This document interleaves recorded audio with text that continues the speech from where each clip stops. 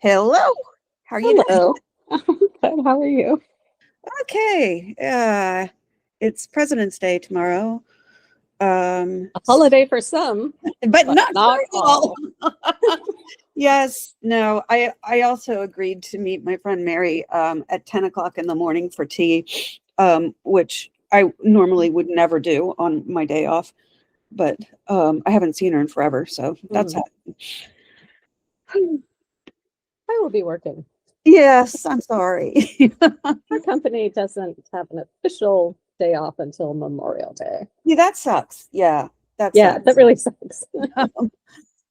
Alrighty. Well, let me get to the beginning of my notes. Welcome to Goodnight, Mr. Holmes, a podcast about the Granada Sherlock Holmes, which ran on ITV in the UK between 1984 and 1994, ran on Masterpiece Mystery in the US around the same time. I am Laura. And I'm Rachel. Today we are finishing up episode 34 in the series, The Eligible Bachelor. So we covered the first half of this one last time, and we are grimly seeing it through to the end. That is a good way to put it. If we weren't completionists, this would never be happening. Oh God. So we left off with Watson flipping through Holmes's drawings of his strange dreams, while the mysterious veiled woman who appears to be living across the street at number 128 is sobbing. At Glaven Castle, a man with a gun is coming down some steps headed to the zoo.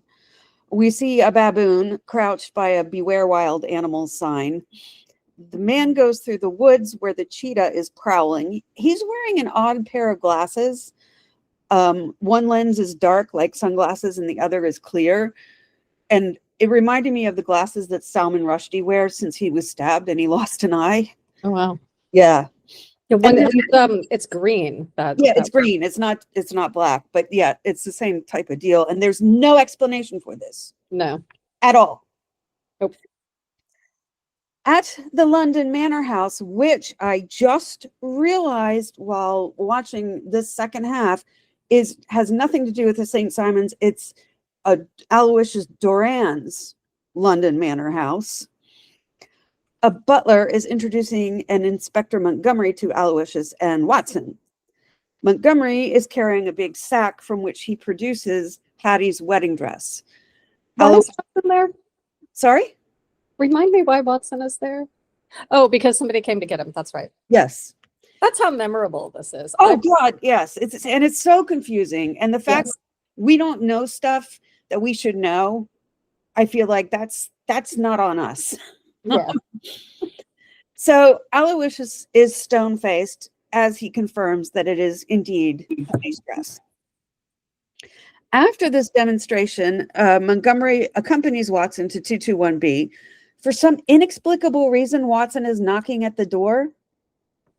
Because he forgot his key. I mean, maybe bothering Mrs. Hudson is just a hobby that they both have. I think so. When they reach the sitting room, Holmes is still in his nightgown with a different blanket thrown over his shoulder. Leamington Spa, Holmes is saying. What's Lestrade doing at Leamington Spa? Closed captions, by the way, had no idea what to do with the name Lestrade. They have it down as "What the Straight." Yes, and they have it as Leamington Spa, and it's actually spelled Leamington Spa. Montgomery says, taking the waters.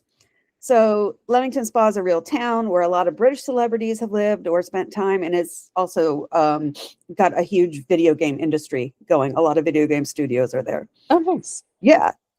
I'm sorry to see you laid up, Mr. Holmes. Must cramp your style no end, Montgomery continues. Never mind, we've not been idle. I've arrested Miss Flora Miller for questioning. But Miss Miller's playing a leading role in the West End. Watson protests. Actors never commit crimes. And if they do, we should excuse them because we like their work. They don't have understudies, right? Oh, man. Can't tell you how many Broadway shows I've been to where they've, had to swap out one actor for another. Yeah.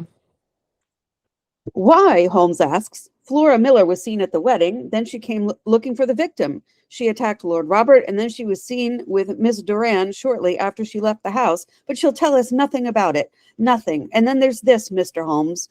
Montgomery's holding a scrap of paper from which he reads, "You know where to come as soon as you can. I will wait all day. FM." Holmes reaches for it. "Fairly conclusive, wouldn't you say?" Montgomery says. "Where did you find this?" Holmes asks. "In the pocket of the wedding dress," Montgomery says. "You're looking at the wrong side." I know Even wedding dresses had pockets back then. Yeah, yes. Oh, God. I didn't even think of that. Mine certainly didn't. Well, And I didn't you say you made yours? Yes, I made it myself. That one's on you. Never occurred to me to put in pockets. I know it's on the other side, Holmes says. "Excuse me, what is your name?" Montgomery. Excuse me, who the hell are you anyway? Right. "Inspector," Watson adds helpfully.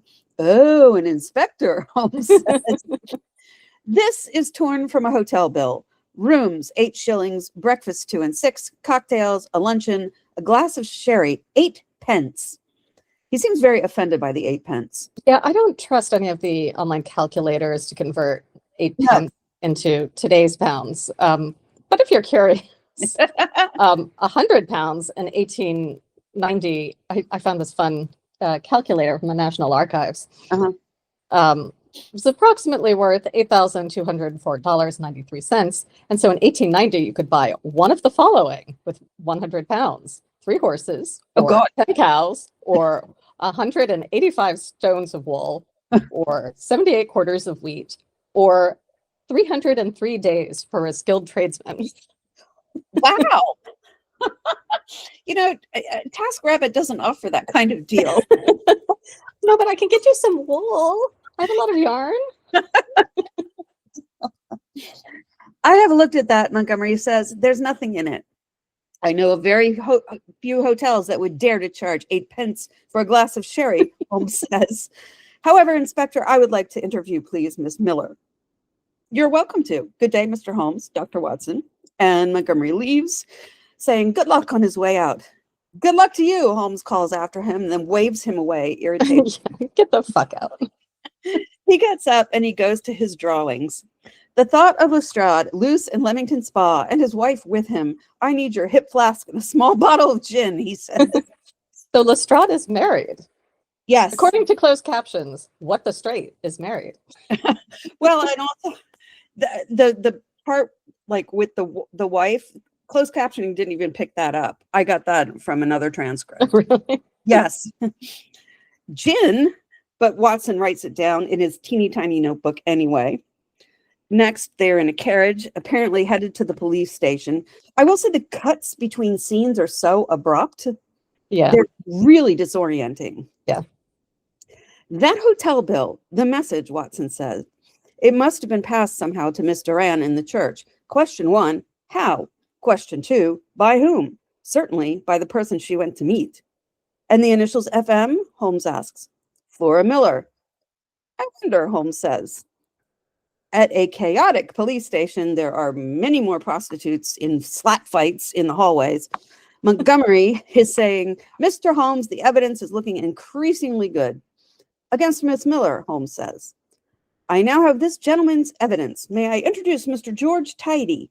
He is the senior porter at the Park Club." So that would make his wife Mrs. Tidy.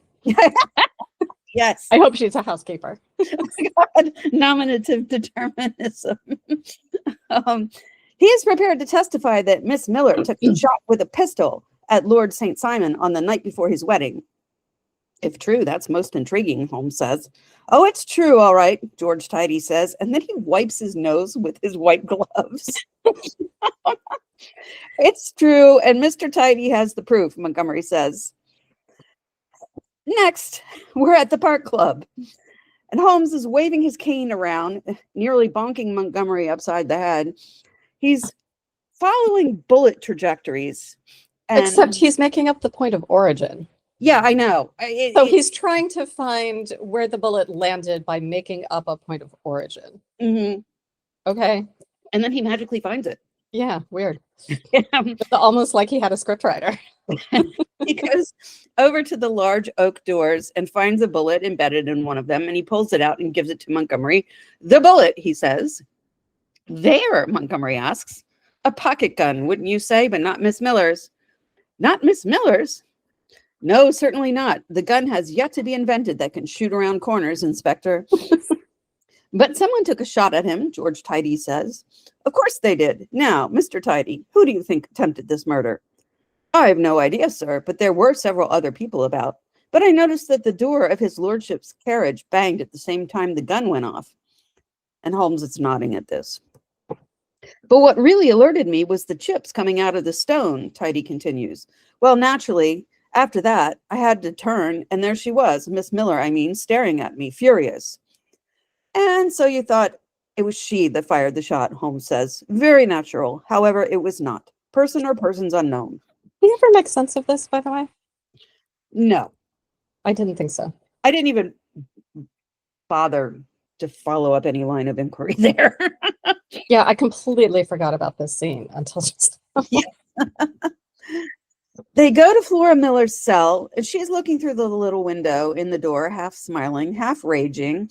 As Watson and Holmes go in, she shouts, "And who the devil are you?" Miss Miller, Holmes says, shutting the door, I am acutely aware that you should not be here. I'm glad to hear it. I am Sherlock Holmes, at your service. The only service you could do me is to be carrying a bottle, she says. And Watson pulls out his flask, which he's put gin in. He uncaps it, and there's this little like stainless steel cup, and he hands that to Flora. I literally laughed out loud at this. Holmes was like, yeah, I knew she was an alcoholic. That's why I wanted to. Exactly, yes. Flora takes it. Her hand is shaking as he pours a little gin into it. Well, well, what an extraordinary civilized citizen you turned out to be then, she says. And she takes a drink. I am here to investigate the disappearance of Lady St. Simon. The child simply had the common sense to see what she was letting herself in for, Flora says, pouring herself another swig. And what was she letting herself in for? A life with Lord Robert St. Simon, Flora says bitterly. Besides that? And you describe what that might entail. I told the child all about it, she says, and Holmes stares at her. She gets up abruptly. I can't remember. It had been a long day. I was very tired. Possibly all the alcohol you had drunk. Yes. God knows what I said to her. And now she's drinking directly from the flask. I don't remember. At the rundown home, 128 Baker Street of the mysterious veiled lady, there's an open notebook on a writing table. The lady picks up a piece of paper with handwriting on it. Dear Mr. Holmes, she's reading out loud, I, Agnes Northcott, being of sound mind and body. And then she starts sobbing and she's gripping the edge of the table. And we see she's wearing a gold ring with a ruby or a garnet gemstone. It looked like she was using a ballpoint pen. So I looked it up, and the ballpoint pen was invented in 1888. Really? Yeah. Wow. Oh, wow. That's cool. I didn't know it was that old. So I got something wrong in the first half. Agnes is not one of the biddies. Yeah, I thought that too. I'd also and thought Lady Helena was the old lady. The one in the wheelchair. Yeah. No, that's someone else. And we'll get to Lady Helena in a bit. But the biddies are the biddies. And forget everything we said about names, except for Amelia, who had the little dog named Bella. Okay. Her name is really Amelia. Unlike everybody else who had names that are not really their names. They're not, yes. But I mean, again, this goes to how confusing this episode is and how poorly written it is. Yeah. That we have no idea who these people are and correspondingly who the actors are who play them. Right. At Glavin Castle, the man with the weird sunglasses and the gun is pushing a wheelbarrow. His arm is bleeding pretty badly. A hand, also bloodstained, hangs out of the wheelbarrow. And the gunman is also holding a large fork. The large fork from Holmes's nightmares. So I guess there's not really an indication, but I guess this is a flashback that we get later. Yes. We don't know that it's a flashback, though, when we watch it. We think it's current. really bad editing. Yes. A camera shows a woman with blood all over her neck and head, presumably dead. Back at the police station, Watson is reading from his little tiny notebook. You observed Miss Hattie Doran leaving the house, he says. You introduced yourself to her. You walked together in the park, and you warned her against Lord St. Simon. Yes, Flora says. Did she try to defend St. Simon to you? Holmes asks. No, Flora says. Not at all? All she said was, thank you. That has decided me. Go on. Now she remembers the conversation. Go on, Holmes says. You took her back to the theater and sent out for some clothes, Watson continues. Had she money with her? No, Flora says. I bought the clothes and I gave her a couple of sovereigns. That was very good of you, Watson says. Not at all. She told me her father would reimburse it all. She wrote a note to him for me. Oh, a note, huh? Holmes says. This scene, by the way, is beautifully staged and lit. It looks like it could be an old Dutch master's painter. Yes. Credit where credit is due. Yes. We're not going to be giving a lot of credit. Yeah, we might as well. Yeah. Tip our hat to what's good. Now, can you tell me anything about Lord St. Simon's previous marriages? Nothing, Flora says. Nothing? Holmes doesn't believe her. Nothing. I live for the present. Anything else is a waste of time, she shouts. You know nothing about his first wife's death, Holmes presses. Nothing, Flora says. The second marriage was annulled. Do you know why? Holmes asks. No, Flora says. Annulment usually takes place when there's unfitness in one of the partners. Do you know what that might be? Holmes asks. And Flora is smiling. No, she says. No, nothing. You're not. I had thought that this, when I was watching it, I thought that her response, like from here on, is very performative. Yeah. And I was, because we don't really get context until later, I was kind of blaming the acting. It's performative for a reason. She is lying here. Yes. You're not prepared to discuss anything. May I ask why? No. And she just keeps saying no to everything he asks. So Holmes gets up right up into her face. That any man should be worthy of such love, he says. Is it passion? Fear? Oh, I see, Miss Miller. It's both. He knocks on the door to be let out. I promise you, I shall do my best to see that you are released from this nonsensical confinement. Watson hands Flora the flask and the cap, and he follows Holmes out of the cell. Thank you. I do not want this back. Right. At 128 Baker Street, Agnes Northcott is ripping up the will she started to write. I'll do it, she shouts, and she puts on the veil again. She goes to the door of 221B and starts to knock, but pulls her hand away, and then she actually does knock. Upstairs, Watson is drawing the accounts book that Holmes found in the puddle. He's drawing it at the chemistry table. He's kind of rigged up a drawing rack and is flipping page by page. And I presume there's a Bunsen burner down below. You can't see because of all the beakers and test tubes and things. You know, the disappearance of Durand's daughter ought to be a simple matter, he says. Should solve itself without further assistance. Holmes is sharpening a bit of charcoal, I thought, for his drawings. What of Lord Robert? What has he done to warrant 3 avenging angels? Witches? Witches? Watson asks and shakes his head. Well, a woman obscured. Perhaps time is shaped. We cannot dream the future, Watson scolds. Maybe the future is all around us, Holmes says. I'm ready. Which maybe this episode just doesn't make any sense. It doesn't. Coming, Watson says, and he pulls the account book off the little drawing rack, and he gets up. In the front hallway, Mrs. Hudson, we can't see her, we can see her arm, is beckoning to Agnes, who is still veiled. Agnes slowly begins climbing the stairs, and it is filmed in slow motion. Very, very, very slowly. And so imagine between each line of dialogue, we're going back out into the hallway and coming up the stairs with Agnes. Which is tedious. Why are you showing this? Right. It's a pity there's so little in this, Watson is saying. Just a few figures and initials. Please, Holmes says, holding out his hand for the book. No doubt you'll find more, Watson says, giving it to him. And the book is swollen, of course, having been waterlogged. Oh, look, it's like the delicate membranes of a butterfly, Holmes says, flipping the pages. I wonder if whoever wrote this forgot that they were writing a Sherlock Holmes story. That is not a thing Sherlock Holmes would say. Right. Agnes draws nearer up the stairs. Oh, the poor woman is destitute, Holmes is saying. Destitute. Ah, there's rage on this page. Look how she's torn the paper with the nib. What have we here? Or if it's that thin, it's probably not that hard to tear. Yeah, I know. Yeah. What have we here? A thread? A seamstress? Lace maker? Web maker? Or she's destitute and it's just a loose thread from her sleeve that is fraying. Right. Season 1 Sherlock Holmes would have deduced that. Yes. So I mean, he'd have been wrong, as it turns out, but still. Right. He continues flipping through the book and dumps a bit of charcoal dust on one of the pages and then brushes it off. Ah, he reads. She reads. Bronte, Jane Austen, and Sophocles. So the tracings of this are on the paper. Mrs. Hudson knocks on the door. Holmes opens it.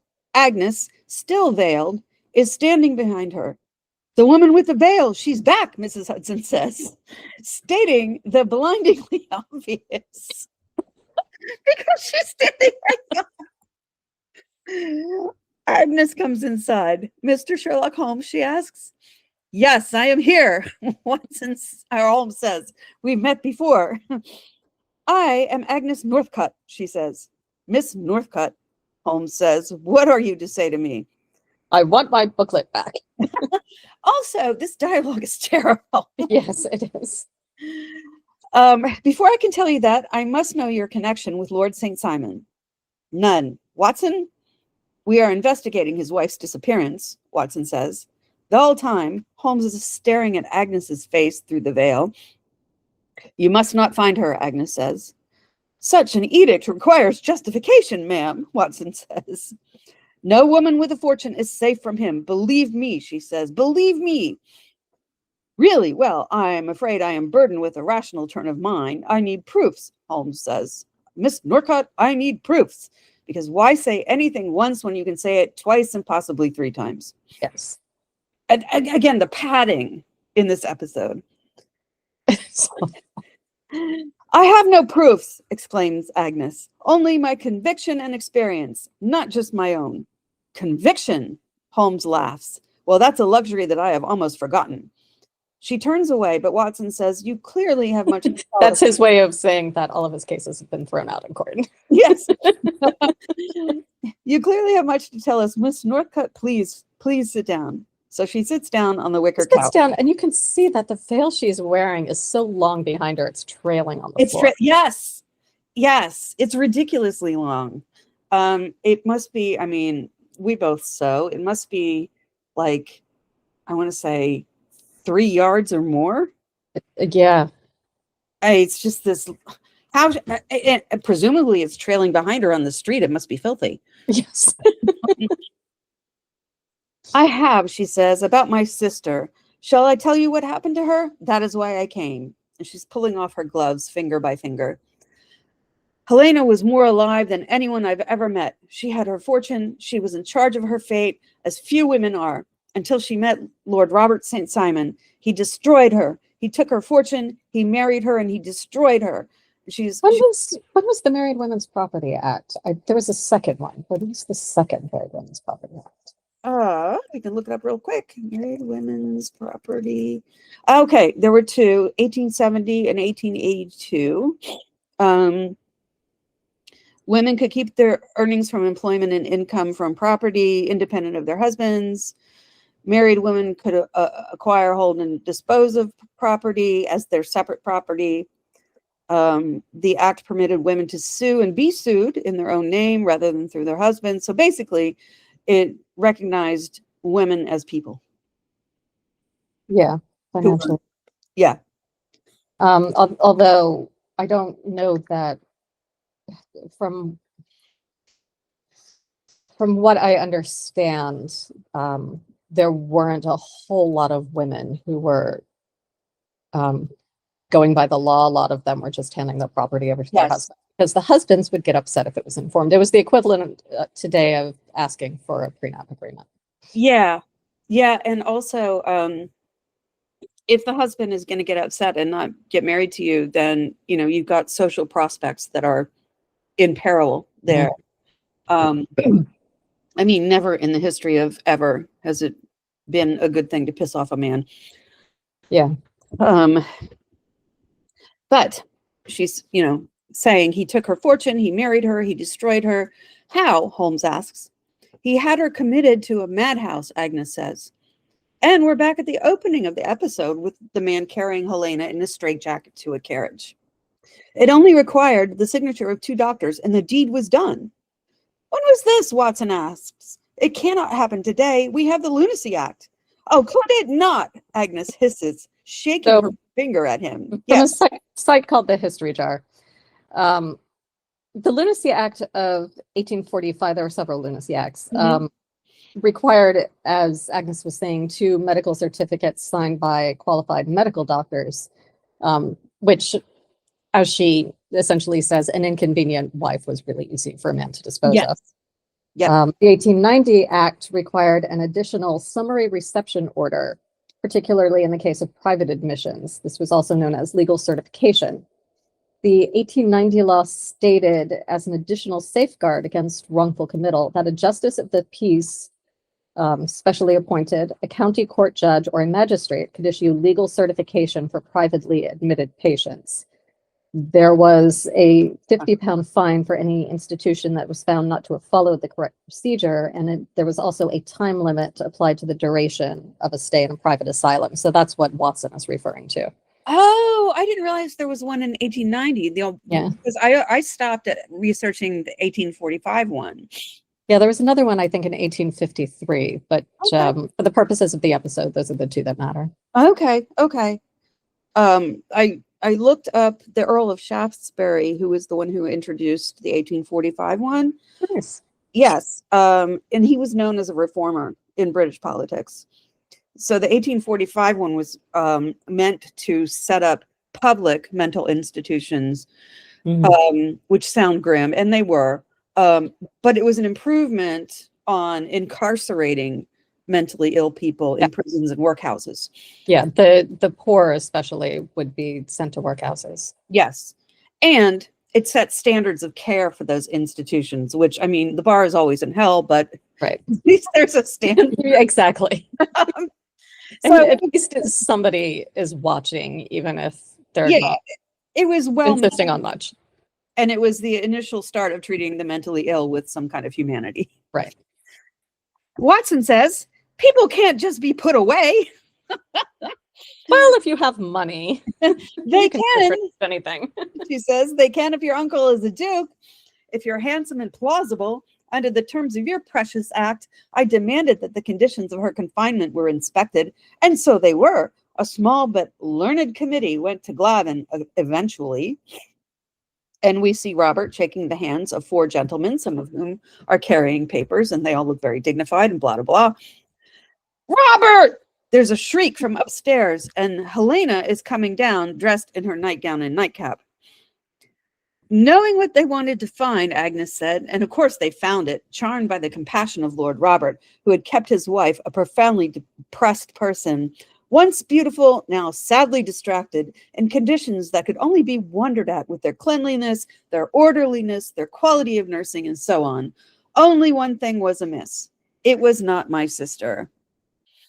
So as Agnes is narrating all of this, Helena is struggling with Robert in the presence of the committee of doctors, with the nurse trying to pull her off from behind. Eventually, one of the doctors joins in. He and the nurse escort Helena back up the stairs. Helena was not mad, Agnes says. It was not her. He hired someone.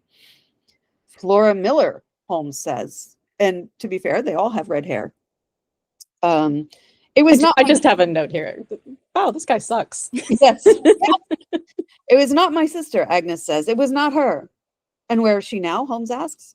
I went to Glavin myself, Agnes says. I had to find the truth. My reward was this. And she moves to take off her veil. Her sheer blue curtain. Yes, which you can see right there. Holmes stops her, but then she does, and her face is scarred very badly. Miss Northcote, did you discover the truth? Holmes asks. I discovered a cheetah. No, I didn't know how to. I was blind with anger and grief. I have no recollection of even how I got there. I only know that I found myself one day walking through the gates of that accursed place. So Glavin, in this flashback, is and throughout the rest of the episode is very run down. Doors hanging off their hinges, windows broken. Agnes is wandering through the ruins, cobwebs everywhere, furniture. And I guess they're supposed to be cobwebs. They're not. They're No, torn no. fabric. They Very, look very like veil. obviously torn sheer fabric. Yes. Hiders don't make things. That's No. not it. And she sees the red torn up chair that was in Holmes's dreams. The cheetah passes through as Agnes continues to go from room to room. She walks past a basket with a large fork sticking out of it. And the gunman, who from before puts his hand on the handle of it, but she doesn't see him. She enters another room. The door suddenly closes. The cheetah slams the door. The cheetah growls. This room has floral wallpaper. It's very distinctive. And from another door, the gunman, for lack of a better word, comes in and he raises the fork and he attacks her. Although this is, I think, interspersed with at least one cut of Holmes listening, and he's like draped in front of the fireplace like Jesus on the cross. Oh God, yes, that's right. Yes. So we're back to the scene with the wheelbarrow. It's Agnes who's in it. I was left in the part of the wood where the animals are kept, she tells Holmes, so it might look as if I'd been attacked by one of them after ignoring notices. I was found by some cottagers and kept alive. Then Agnes sobs. I would have begged you to find out whether my sister was alive or not. And Holmes touches her hand very gently. I live a life, only a half-life of not knowing. Nothing seems to break the gray circle I live in. Nothing I do. And Holmes is really affected by her story. He walks to the door of his bedroom. Nothing, he asks. I walk the streets at night. Am I looking for danger? Sometimes I think I'm asking the world to hurt me so I can feel alive. Which, yeah, this is going to get to Holmes. Oh, good God, what else may I have dreamt, Holmes says. And then he kind of snaps out of it. The laundry! Fuck off with that. Laundry! He picks up his nightshirt. Miss Northcote, will you satisfy me on one point? He calls out. If I can, she says. Your wanderings, your nocturnal meanderings, do they ever take you past the park club? And Holmes is gathering up other shirts. He's going to ask Mrs. Hudson to do a load of whites. Lord St. Simon was shot at on the night before his wedding. That was you. I think at this point he's in front of his dresser with a mirror, and you're seeing Agnes and Watson in the mirror. There is no mirror in his room that would have shown that reflection. No, there's another scene with a reflection, though, that I will get to in a bit. Couldn't bear to see another life destroyed, Agnes says. Watson hands her a glass of brandy, because that's what he does. She gives it back to him, not drinking it, and covers the half of her face that is scarred with one hand. Lord Robert's wife, his first wife, was murdered. Murdered, Watson asks. She also had a fortune, and she was robbed and killed shortly after their honeymoon in France. By whom, Watson asks. A man called Thomas Flautier. Was he convicted? Yes, but he escaped, and where is he now? Where do you think he is? Holmes asks, coming out of his room with the armload of laundry. Any idea? Glavin, she says. No, I have no proof. Just the strength of your convictions, Holmes says. Miss Northcote, I'm afraid the sound of your shot never reached the ears of our noble bachelor, Holmes says, the thrice married Lord St. Simon. Holmes is growling. And to be fair to the script and to Holmes, he cannot stand it when a woman is taken advantage of. Yeah. This is like, this is his thing. Yeah. He turns to her, and here I notice is an interesting shot because we only see her reflected in the little shaving mirror by the mantle. And he's kind of turning and talking, and it looks like they're talking to one another. But yeah, it's a cool shot. I cannot expect you to understand how much I envy you, he says. The delight it must be to face an opponent of some worth. I just have my notice. Honestly, this man, he's in agony. Meanwhile, he misses Moriarty. He leaves the room, carrying his laundry and calling for Mrs. Hudson. Agnes stares at Watson. Is he really going to help? Oh, yes, Watson says. He already is. Then we're at the London mansion with Amelia, dog mommy to Bella, who is... That dog needs a bath, by the way. Yes. Who is talking to Holmes. Oh, yes, I was in the church. I smuggled Bella in. She was as good as gold. And Bella, meanwhile, is wearing a pink ribbon in her fur. And it looks like her muzzle has been at something equally pink. Yeah. And did anything occur? Holmes asks. Oh, nothing occurred out of the ordinary, I assure you.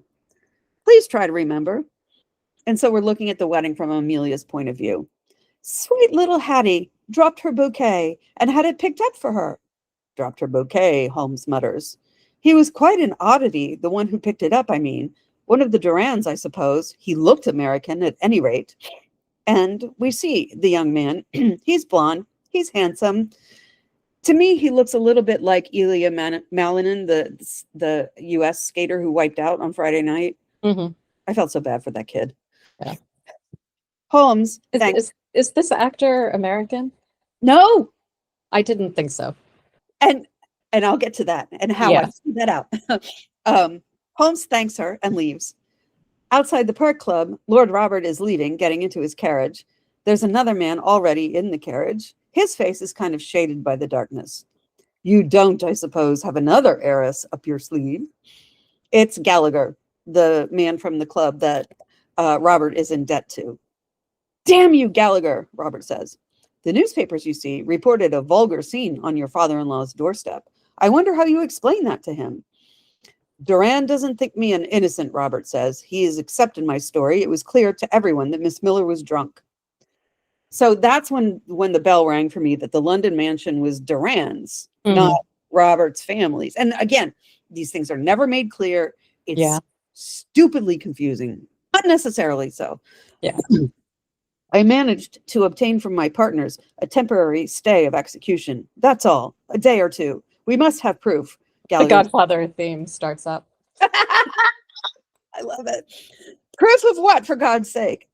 Proof that the Californian goose is willing to lay its golden eggs at Glavin. That's all. Nothing must jeopardize that. Of course not, Robert says. What about Miss Miller? Gallagher asks. If she is capable of a scene like that, what else is she capable of? I hope she has nothing else to reveal. Trust me, Robert says, which, no, don't. Gallagher gets out of the carriage. Not an inch, my lord, he says. And then Holmes and Watson are at a hotel. They're walking up the stairs from the lobby. I've just discovered that a certain Francis Hay Moulton is in room 26, an American gentleman whose wife only joined him yesterday. His initials are FHM, Watson says. FM. In the salon, Holmes approaches a waiter who's pouring tea for a lady, an older lady. And after he's kind of put off, the waiter puts him off for a minute. Holmes asks, how much is a glass of sherry? That would be 8, the man says. And Holmes harumphs and he leaves. He's really so pissed off about it. In the West End, Robert is edging past workers bringing props into the theater via the back door. At the hotel, Holmes is knocking on the door of room 26. The man who answers is the young man who picked up Hattie's bouquet. He tries to shut the door, but Holmes stops him. I personally promise, Mr. Moulton, that you will both be free to go to California. It'll be as if your wife had never entered that church. Moulton eases back and lets them into the room. This is the part of the episode that actually conforms to the original story. Yeah. The original, there's not much to the original story. It's an interesting premise. Yeah. But it's not much more than a premise. No. How did you find us? He asks. That is not important, Holmes says.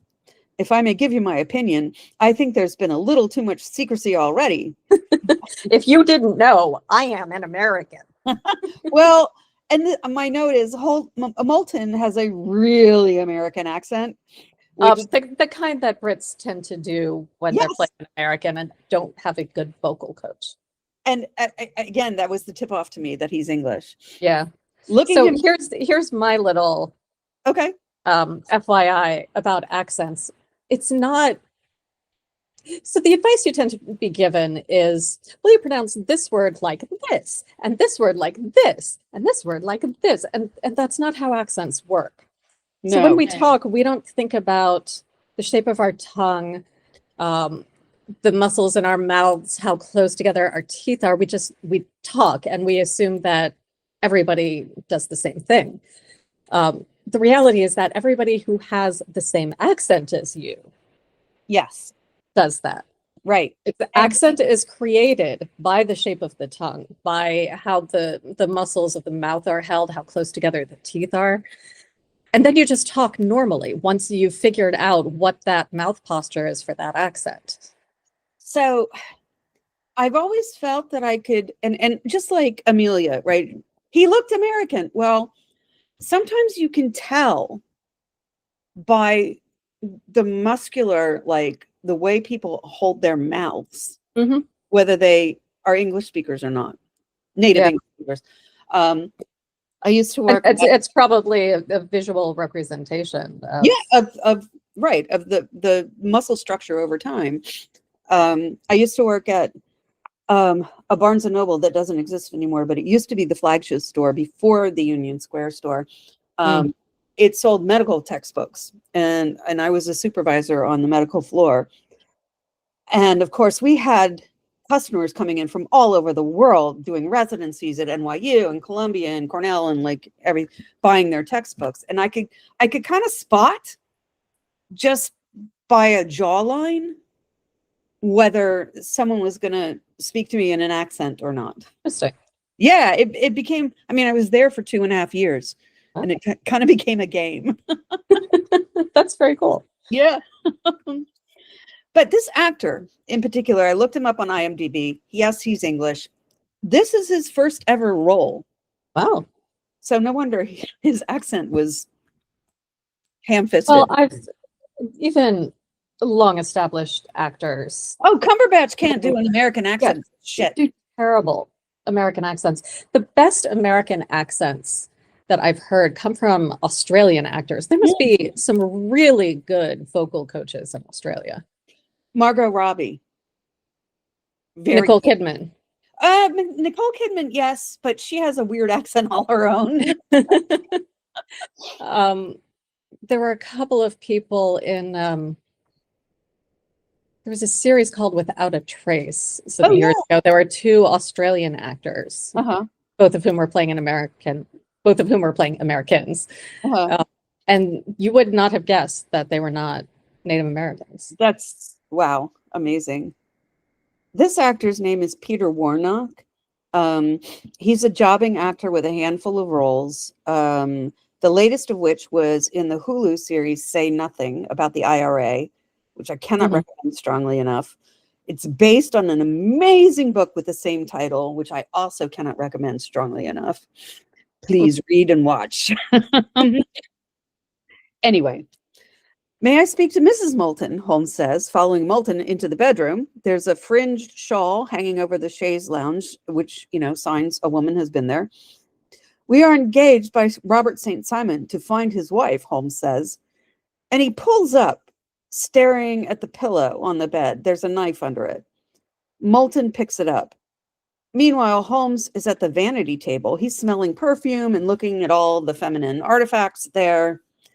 Mr. Moulton, her father will take it very hard, I think, that she did not communicate with him, Watson says. But she did, damn it, she did, Moulton says. And there's the note from Flora Miller. He would have received it by now, Holmes says. Good. Her father never approved of me, Moulton says. You see, up in the gold fields, surely these are explanations for her father, Watson says. Yeah, we don't really care. Right. Odd episode to be of a don't waste our time mentality, though. Moulton sits down. You make criticisms of Henrietta's duties toward her father. You hear me out. So between Holmes and Watson and Moulton, right, there's a table on which there's a wedding cake and 2 glasses of half-drunk champagne. I promised old man Durand that I would go away and not trouble Henrietta until I'd made my way, but we got married in secret before I went. Then I was reported dead up in the high northwest, so Henrietta told them then about our secret marriage. He sent someone out to check I was dead, like they said. They never found me, so Henrietta gave me up for dead. Moulton gets up and he sticks the knife into the wedding cake. And so, Mr. Francis Hay Moulton, presumably you have made your way, Holmes says. In hotels, sir, Moulton says. Hotels? Hotels for a living, really? How much do you charge for a glass of sherry? My God, I will hold this hotel accountable. He's just so resentful. The same as this hotel, 8 pence. And Holmes like twitches. Flora has been released from jail and comes back to her dressing room to find a note on the door. As she's preparing for her performance, someone is hoisting a big heavy piece of scenery up on ropes high above the stage. And I'm getting like Carrie vibes. Yeah. Flora comes out onto the stage and is calling for Robert, holding up the note. He calls to her and she looks up. My darling, he says, and he releases the rope. The panel of scenery comes down on top of her and she collapses. It comes down on her very slowly as she stands there and screams and screams and screams and screams. It's kind of like moving 6 inches to the left. We get a good look at her fillings. So she collapses. Blood is trickling out of her mouth. He comes down and picks up the note from her hand and touches her face. Her eyes fly open. I'm like, whoa! I thought she was dead. It's too late, Robert, she says.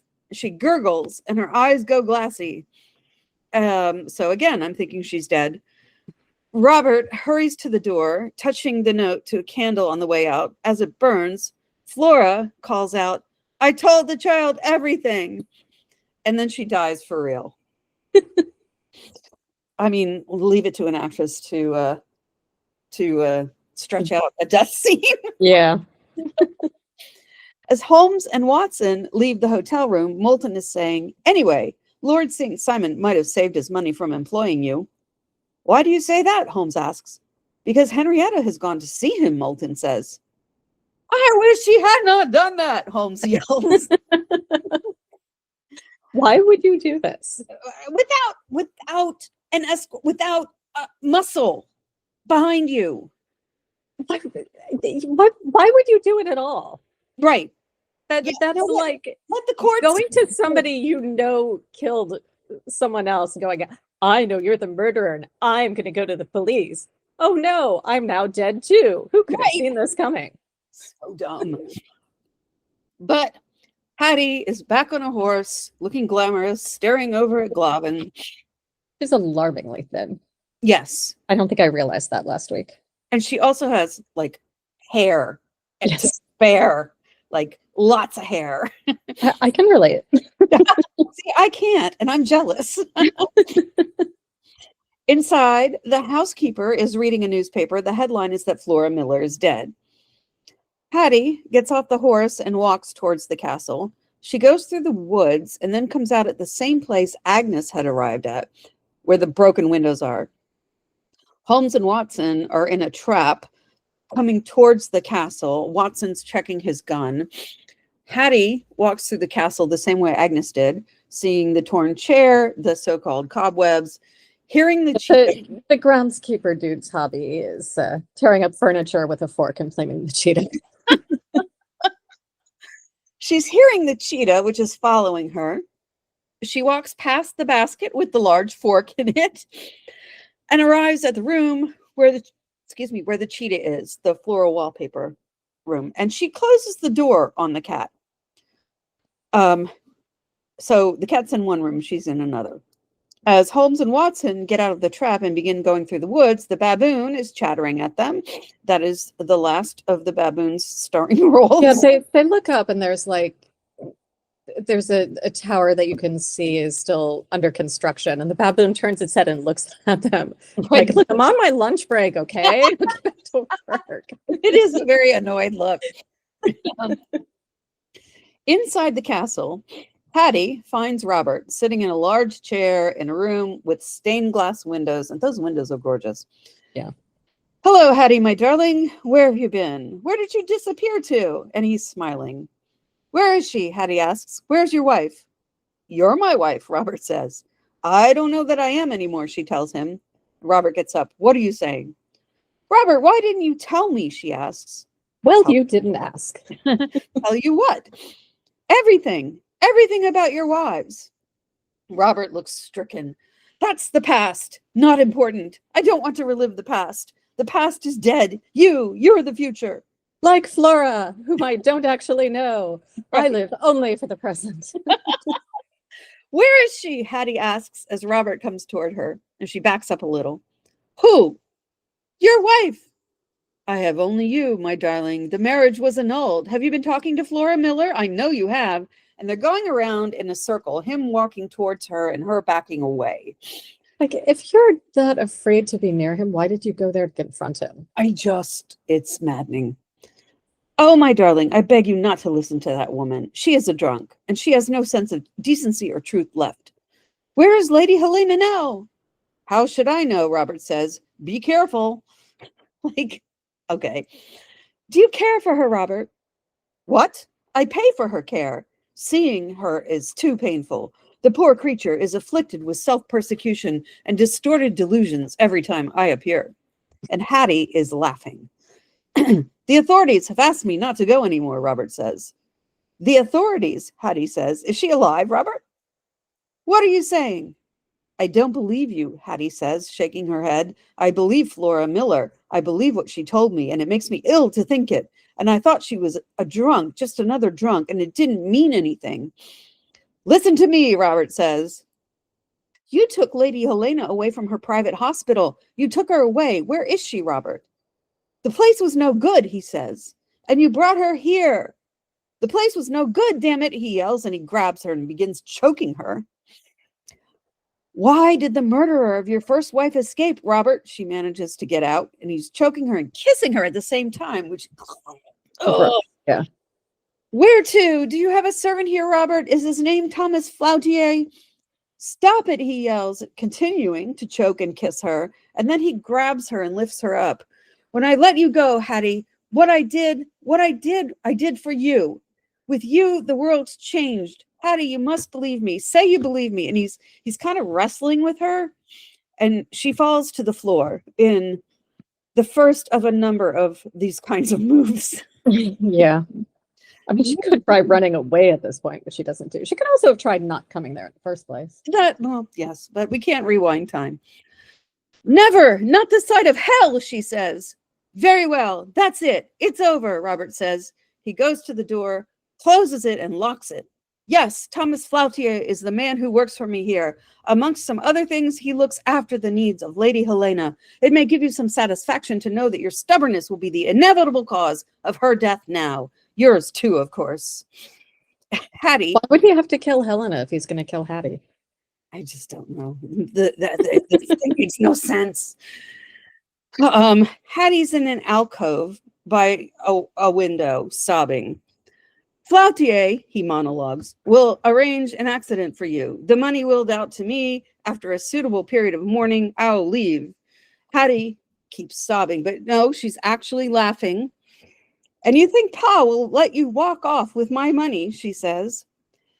He comes close to her, and she shrinks up against the window. You can't argue with the law, he says. You're my wife. She keeps laughing.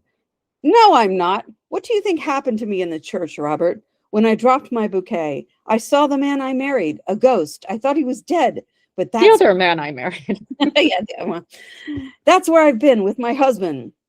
Ooh, she's been sleeping with someone else. A very ugly look comes over Robert's face. You've been married to someone else this whole time? How dare you? Right. He hauls her up by her bodice and he slaps her hard, and she goes back to the floor. She spends a lot of time coming up and down off the floor. Yeah. Holmes and Watson are making their way through the woods to the castle. They enter the same way Agnes and Hattie did, by the broken window, past the room with the torn up chair. Robert is dragging a tied up Hattie. He dumps her on the floor in the room with the floral wallpaper. He goes out the door. She's trying to free herself from the cords around her wrists, and she hears the cheetah growl. Empty rooms, Holmes says, entering the red chair room, and he traces the cheetah's marks on the chair, because cats will destroy your furniture. Really? What's your evidence of that? Into your house. We've also had cats. The cheetah fully enters the floral room as Hattie sits there. The cheetah is purring as she stares at him. And then the cheetah leaves. Hattie sinks back. And they do this weird eye thing. Yeah, like they what do you guys even think you're trying to say here? I think we're on drugs and it's the 90s. It could be, yeah. Remember all those weird cartoons in the 70s when all the cartoonists were on LSD? Yeah. There was a Martian in the Flintstones. Fair. That's what's happening. Holmes keeps walking. Disney put out films like The Cat from Outer Space, The Electric Grandmother. Oh my God. Oh my God. No, every Sunday night in the wintertime was Disney night. And we would watch that show, Wonderful World of Disney, I think it was. Or we would be at the movies because they would re-release stuff. Yeah. Some weird shit. Yes. Holmes keeps walking through the castle, but he stops for a moment. Her scent, he says, because of course he was smelling her perfume back at the hotel. Mm-hmm. Flautier enters the floral room. Hattie screams. Holmes and Watson run to the source of the noise. Well, Holmes holds up his hand with a finger pointed, like, Watson, I have just found an important clue. Yeah, it's only shrieking that everyone's here. Flautier is choking Hattie and holding the large fork over her. Holmes and Watson burst in. Flautier tosses Hattie to the floor. It's a theme. Choke her and throw her down. And turns to the men with his fork still in hand.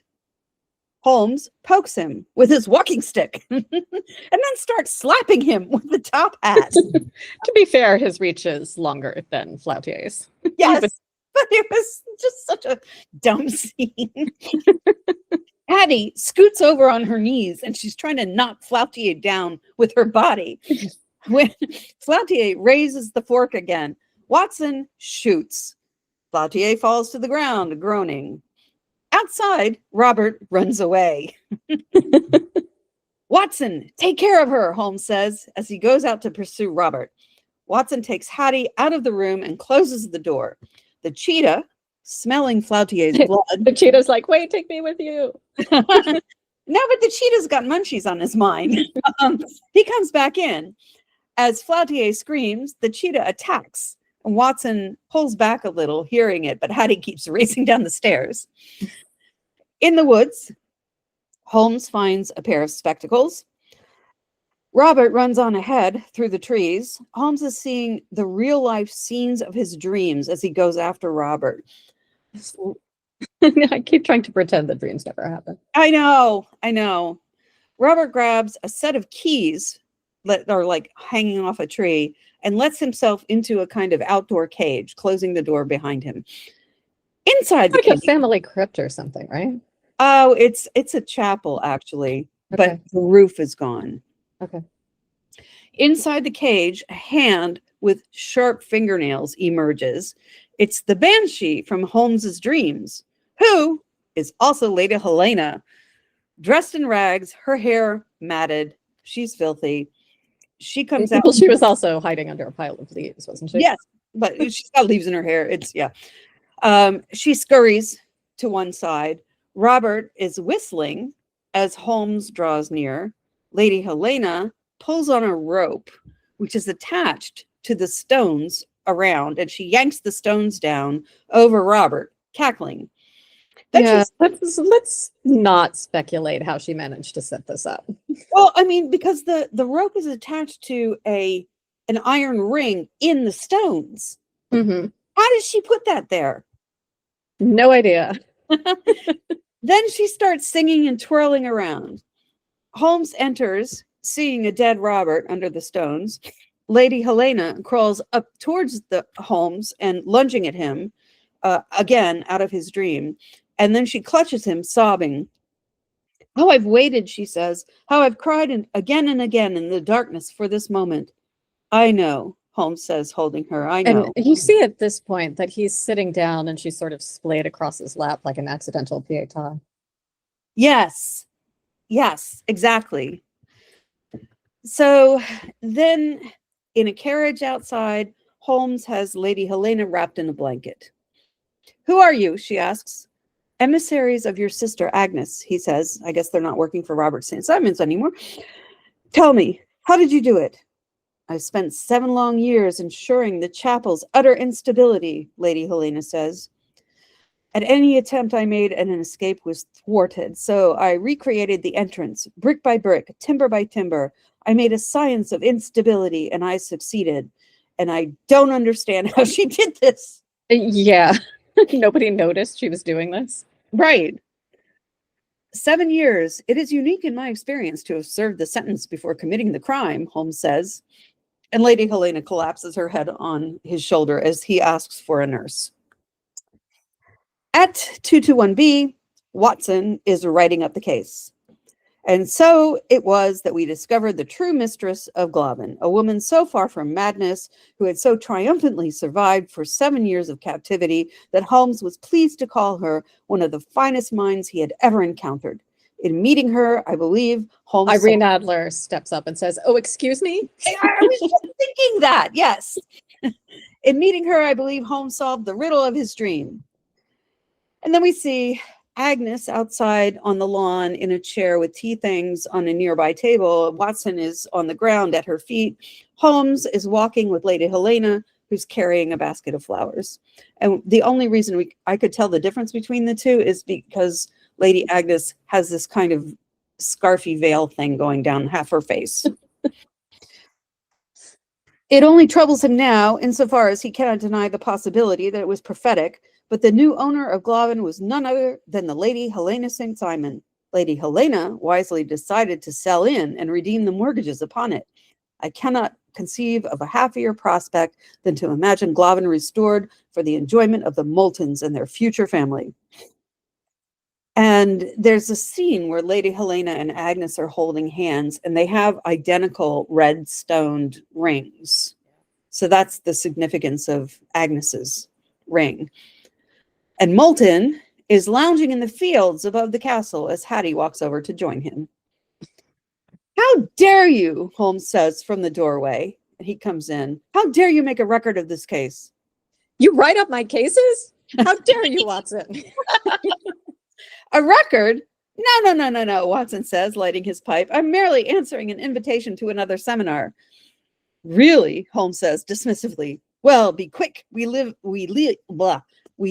in an hour. I'm sorry. Sometimes this narration just ties up my tongue. What for? For heaven's sake, Watson, the performance. And then, with our new best friends, Agnes and Helena. Yes, Holmes and Watson are in an opera box. Holmes is sitting with Lady Helena. Watson is standing by Agnes. Agnes. There are only 3 chairs, Watson. I'm sorry, you're going to have to stand. Agnes pushes the note over to Holmes, and it just says, "Thank you." And the episode ends as they applaud the opera. This is just so exhausting and confusing. There was so much in the first half that was just unnecessary. Yes. No, I mean, we were talking about this earlier. The first half and the second half almost have nothing to do with one another. Yeah. I mean, if you folded them in half, right, you could just like cut off the first half. Entire first half, yeah. and shred it. Carry it in the backyard or something. I just don't understand the purpose of the biddies. The dreams. It was all just padding. Yeah. Which I think I said this last week. If you only have enough material to make 1 hour, don't make it 90 minutes. Right. I mean, just oh God. Yeah. Well, the reviews on this one were not great either. What a surprise. Yes. Yeah, it's oh God. I mean, I think we were saying it's not as bad as The Last Vampire, but still. There was it's maybe as bad, but in a different way. yes. You're just too confused Yes. for a long time to be as annoyed as you probably should be. Yes. Yeah. And Jeremy Brett had actually a lot to do with this episode. In terms of the writing and the interpretation and everything. Bending the Willow says, after reciting all the bad reviews, of course, it is easy for me to say all this. It must be remembered that each cog in this messy wheel had a living to earn, and that pressure must have played some part in controlling their actions. Jeremy Brett was not physically and, more importantly, mentally well, and while he thought he was adding new dimensions to his interpretation of Holmes, he was in fact destroying some of his credibility and fidelity. Yeah. He was hurt by the reviews and by the critical comments that Dame Jean Conan Doyle made to him privately, partly because he knew they were right. Yeah. Yeah. It's sad all around. Yeah. And I mean, if you want to do something like that with a Sherlock Holmes story, fine. I don't have a problem with that. The problem with it here is that that's not what the series is. So I think you and I have some beef about the Billy Wilder private life. I found the dialogue very funny. I cannot stand that movie. That's fine. I'm not really intending to watch it again either. So it's fine. But yeah, it really, I will say for that movie, it is internally consistent. Yes. In ways that the show is not. Yes. And I think there was another flaw in BBC Sherlock where the final season was not internally consistent with what went before. I'll take your word for it because I last episode watched much of. I think I watched. I got, I think, halfway through that first episode, and then the sound cut out, and there were no subtitles. Oh, I could bring up, so I had to stop, and I've never gone back to watch that. I will say, The Dying Detective is worth watching. Okay, that's really good. I think that one I actually did go back and see. With Toby Jones. The only one that the IV bags. Yeah, but everything else was awful. Yeah.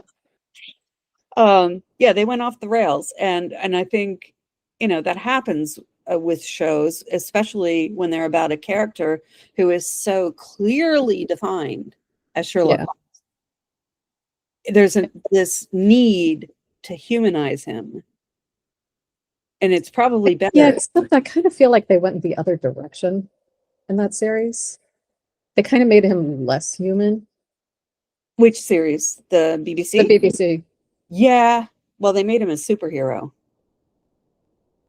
Honestly, in the final episode, he comes crashing down onto a boat outside of Sharonford, which is on an island, and the guy asks him, basically, who are you? You're Sherlock Holmes, the detective. And he says, no, Sherlock Holmes, the pirate. And just like, yeah. No, it was bad. It was bad. And it was disrespectful. Yeah. And that's the vibe I'm getting from the case book of Sherlock Holmes is they're trying to do something that was never meant to be done. Yeah. So I don't know. It really stands out because it's I mean, we know that the mandate of the show is to be as faithful to the stories as possible, but it's also very clear from previous seasons They're that that was the mandate of the show. And Yeah. and so to get this stuff, you're like, I know. what is going on here? Completely non-canonical. Yeah. And I again, I get that BBC Sherlock's vibe was everything's canonical, which that's going to lead you off the rails Yeah. in a bad way. Yeah. Yeah, no. I started watching Bookish, which is Mark Gatiss's new series. It's a Okay. mystery. Like he runs a bookstore and he solves mysteries. And Oh, Polly Walker, sounds fun. I like Polly Walker. yes, she plays his wife, Okay. which suspension of disbelief that he has a wife. Right. But it's okay. They do an okay job. What's it on? It is on, I want to say, PBS. Okay. Yeah, it aired in the UK like yonks ago, and now it's Like 5 years ago. we finally got it. Yeah, but I'd say it's worth watching. Okay. Mark Gatiss can do some good things, Yes. and he's not too far up his own butt. Yeah. He was good in Game of Thrones. Oh, he was in Game of Thrones. Yes, he played the banker, calling in all of the loans. So very supercilious. Yeah, no, he's gonna as an actor in a lot of stuff. He just needs someone to tell him no. Yeah. In his writing. Well, same for Stephen Moffat, I think. Yes. Oh, yes. So there's this. You're going to start watching Midnight Mass, yes? Yes. Okay. Stephen Moffat's son. Yeah, you were telling me. Yeah. He goes by Louis Oliver or Louis Oliver in IMDb, but he's Moffat's son. Has a big role in that as one of the altar boys. There's another series that Stephen Moffat wrote that is completely bonkers, but in a good way, with Stanley Tucci, called Inside Man. Okay. Oh, no, that's the Ted Danson one. No, it's something. Hang on, I'll Google it. And I did Jekyll, which I liked. This is it is called Inside Man. Yes. So it's got David Tennant as a priest. Louis Oliver as the son of the priest. He's like 7 feet tall. Wow. Because the last time I saw him before seeing this was Baby Sherlock. Yeah. And no, he's like, and he's really good. He's got a lot of like really intense scenes. And I highly recommend it. It's got Lydia West, who I love from years and years. Lindsay Marshall, who was Cleopatra in Rome. Yeah, Kate Dickie, who was also in Game of Thrones. Yeah, it's got and Dylan Baker, who plays. He always plays this smarmy bad guy. He's in everything. So yeah, I really love that one. And that's the Sherlock connection anyway. Okay. Yeah, as you can tell, we really prefer to talk about things other than this episode. Yes. Okay. Okay. That's my cue. That's all from us this week. If you've enjoyed the show and haven't subscribed yet, you can subscribe wherever you get your podcasts. If you want to support us, you can leave a 5-star review on Apple or Spotify or whichever podcast platform you are using that lets you write reviews. Tell your friends and join us next week when we'll be discussing The Three Gables. Cool. That will be better. I know it will. Okay. I don't remember it. See you then. Bye. Bye.